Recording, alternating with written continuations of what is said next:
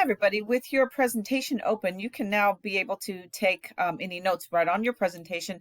But what I would do is I would strongly recommend that you take notes on a separate sheet of notebook paper. We're going to focus on something called redox reactions, otherwise known as redox processes. Your reading should be in this section 9.1, so section 9.1 only. It's talking specifically about what is oxidation and what is reduction. And the reason why we're spending time on it right now is it is quite literally linked to solution chemistry and how that goes. All right, so redox reactions can be defined in terms of how electrons are being transferred. So the first thing that we need to pay attention to is exactly what is oxidation. So we can say oxidation is involving the loss of electrons. And so Leo, loss of electrons, is oxidation. It's going to be the first part of our acronym. The second part of our acronym is reduction, involves the gain of electrons. So we say gain of electrons is reduction. So we say Leo the lion goes grr. Okay, and so that's our acronym. That's going to be the thing that you're going to want to remember always, because it's going to help you answer at least 3 or 4 questions on the test, and that's going to be something really important to you. So let's take a look first at a full reaction. And our full reaction is magnesium is reacting in chlorine, that is molecular chlorine, to form magnesium chloride. Okay, so if you guys remember the ionic reaction, what's really happening is here we have an ionic reaction of magnesium reacting with chlorine gas, and we don't ionize the chlorine because it is covalent, so it does not get ionized, but we do ionize the ionic compound magnesium chloride, so we break it apart into Mg2 plus and 2 Cl1 minus ions. And so in this example, that's our net ionic equation, and it does not have anything canceled out. So everything is participating in the chemical reaction. So if we were to break these into half reactions, in other words, we're breaking them into the 2 halves of the reaction, the one for how magnesium is changing and the other one for how chlorine is changing. So in this case, magnesium is changing to form magnesium 2 plus, and 2 electrons are being produced by being removed from the elemental magnesium. In the other case, chlorine, Cl2, is gaining those 2 electrons, and it is breaking the chlorine to chlorine bond and forming 2 separate chlorine ions, each of them with 1 extra electron. Okay, so remember our acronym. Leo the lion says grr. Okay, so loss of electrons is oxidation. Do you notice that magnesium has lost electrons? In fact, there they are. They are in the product side of the reaction. Okay, how did I know they were in the product side of the reaction? Because when we form Mg2 plus, we also have to have ejected or removed 2 electrons.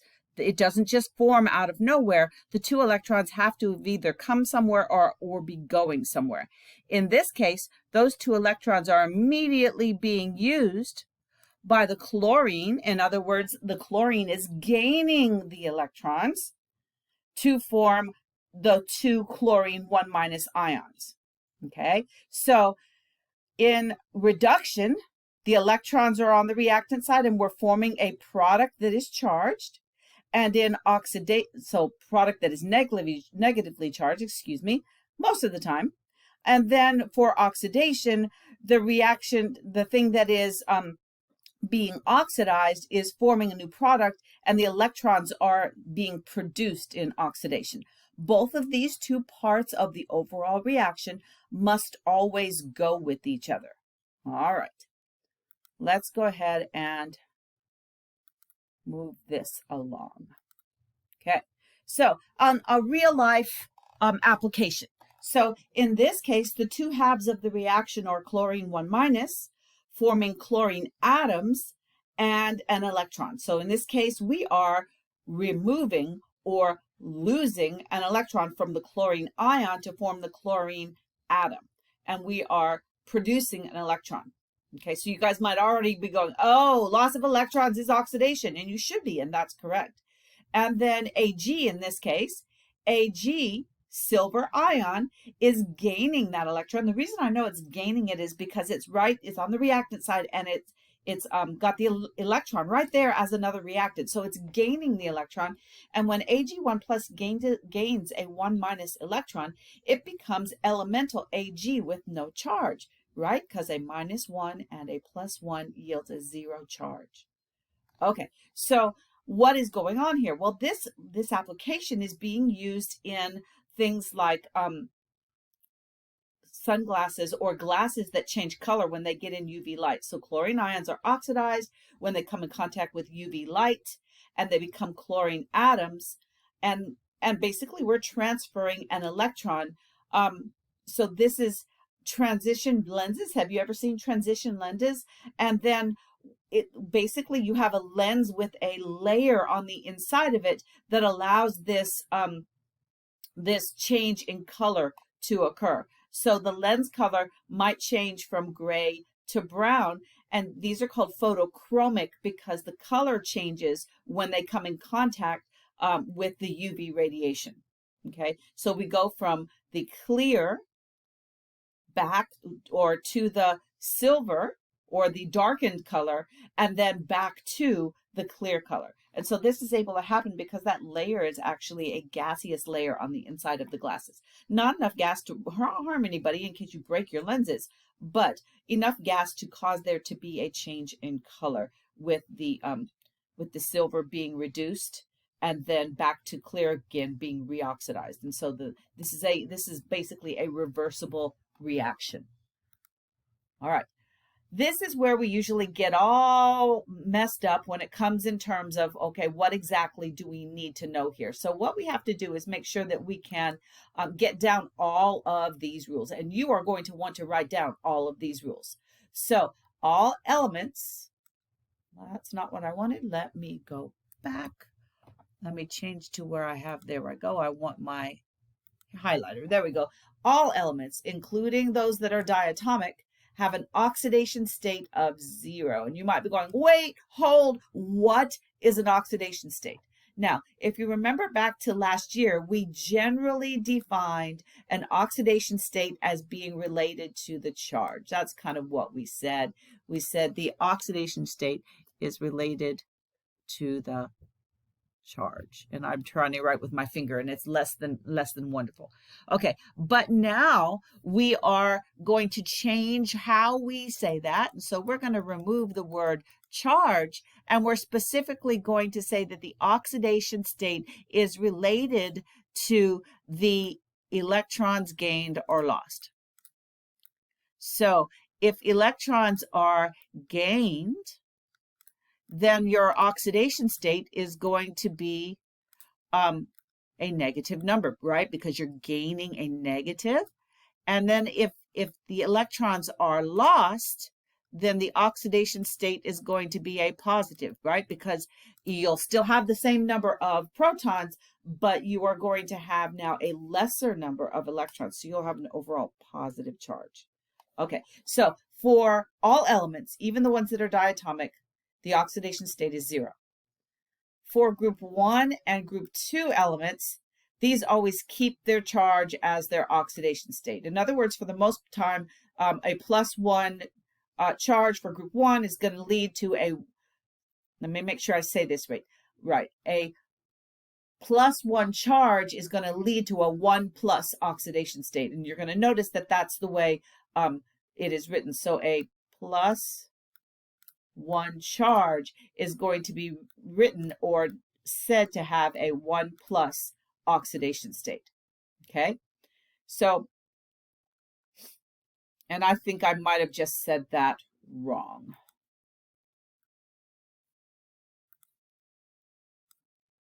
Okay, so I was right. I did mess that up. So let me go back and change that and make sure that I do not mess it up for you and that you always have a good idea of what this is.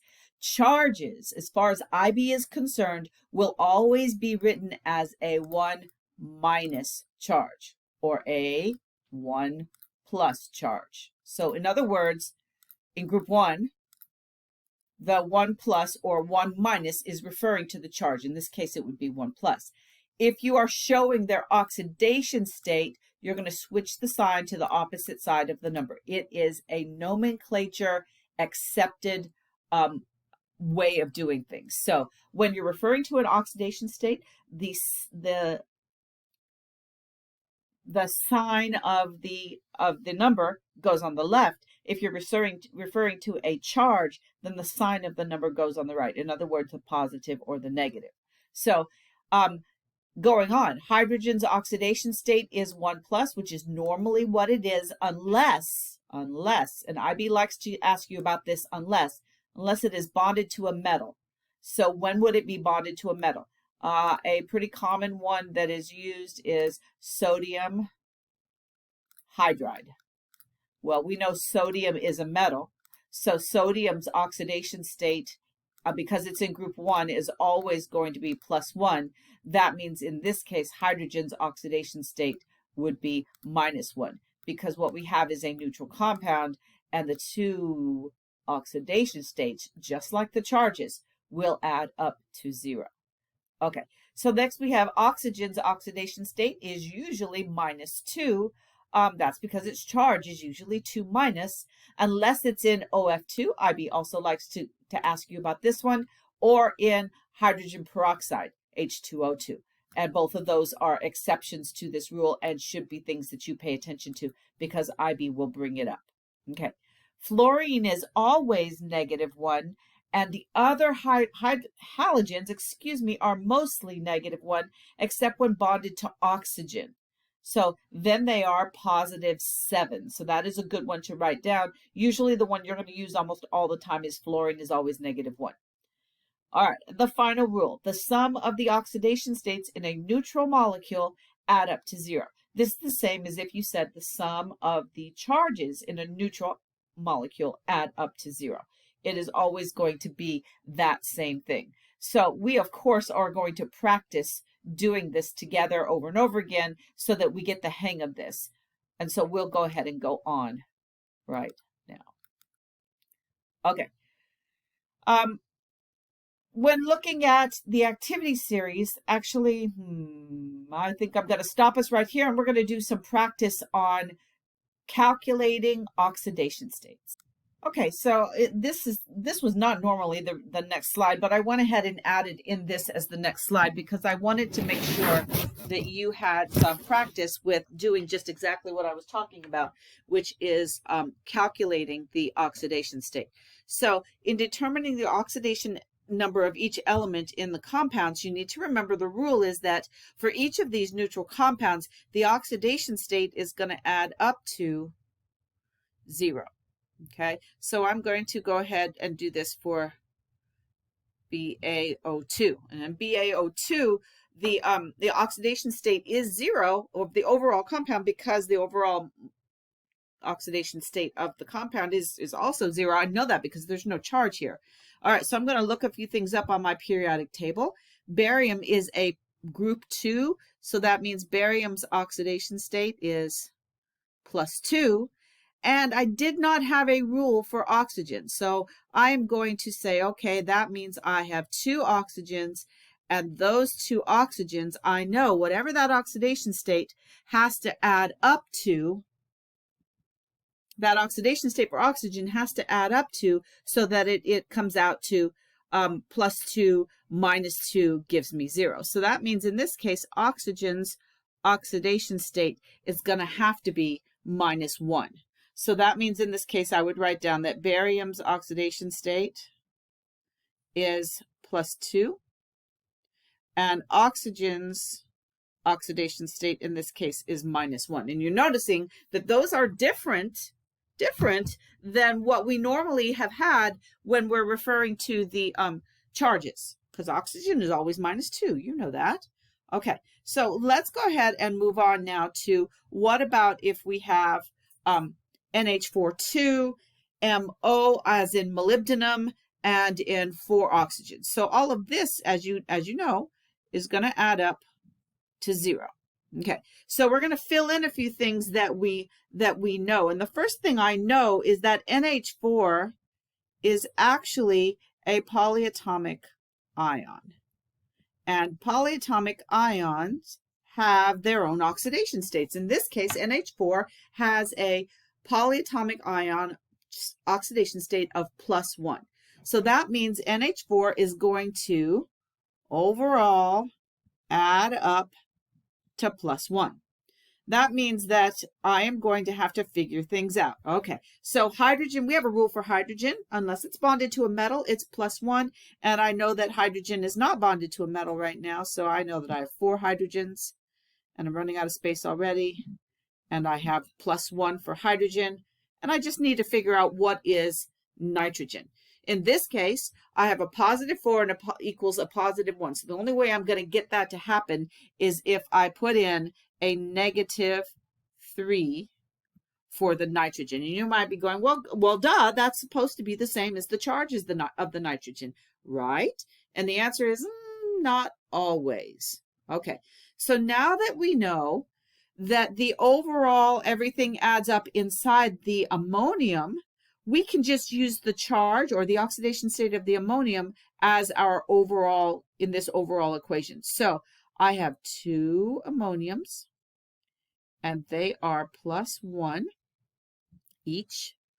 I don't know the molybdenum. I do not know that one, but I do know that each oxygen is -2,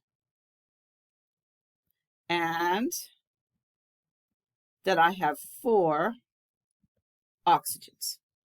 Okay, so why didn't I do that for the last one? Because I try to use the rules in order, and the rule for oxygen was way down the list as compared to the rule for group 1 and group 2. And so group 1 and group 2 rules were the second rule, whereas the one for oxygen was, I think, sitting down at number 4. Okay, so we have to figure out what is this missing oxidation state. So this missing oxidation state is for molybdenum, and I need to make this work. So overall, I have a 2 here plus something, I still don't know what that is, plus a -8. And the whole thing has to be equal to 0. So I don't know about you guys, but in my head, I'm going, oh, I know what that is. That has to be a +6 oxidation state for the molybdenum. So if I'm going to label everything out, the N inside this compound, the N was -3. The H inside this compound's oxidation state was +1, and I do have to show the sign of the charges. I do have to show that. The molybdenum's oxidation state was +6, and oxygen's oxidation state, we used -2. Okay, so that's a good example of how we do that one. I'd like you to pause right now and see if you can figure out the oxidation states for each of the elements in C, and then please move on to each of the elements in D. Nitrite ion, then we are going to assume that the nitrite ion, much like the nitrate ion, has an overall -1 charge. And if that's the case, then the nitrite ion has also inside of it, we know that it's going to come out equal to -1, and that we have nitrogen and 2 oxygens. And so our 2 oxygens are going to be 2 times -2. And that means our nitrogen is going to be a -3. Nope, +3. Whoops, +3. There we go. So in this case, nitrogen is behaving differently than we expect it to. Okay, so now if we know those parts for the nitrite ion, then we can separate things out. And I think this is actually the way this problem was meant to be. So we're going to have 6 times an overall -1 for the nitrite ion. We do not know the cobalt. We're going to figure that one out. But we do know 3 times sodium. And sodium is a group 1, so we know that that's going to be a +1. So we're going to have to figure out what is cobalt. And in this case, cobalt is going to have to be a +3, because +3 + 3 - 6 gives me 0. Okay, so let's label everything really quick here and make sure that we have Na is +1 for its oxidation state. We just figured out cobalt was +3 for its oxidation state. We are going with a +3 for the nitrogen and a -2 for the oxygen. Okay, so those were our oxidation states there. Okay, for our last one, this one is quite a bit more straightforward and quite a bit more likely of the type of thing that you are going to see. So I know that this whole thing equals 0.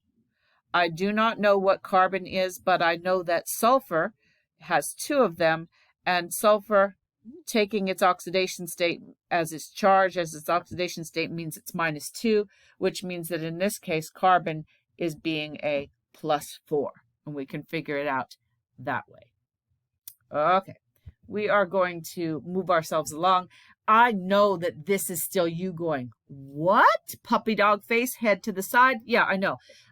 This is something that's going to require some practice. So I would strongly recommend that you stop the video right now and you go ahead and do some practice with that on the top of your handout sheet that you have.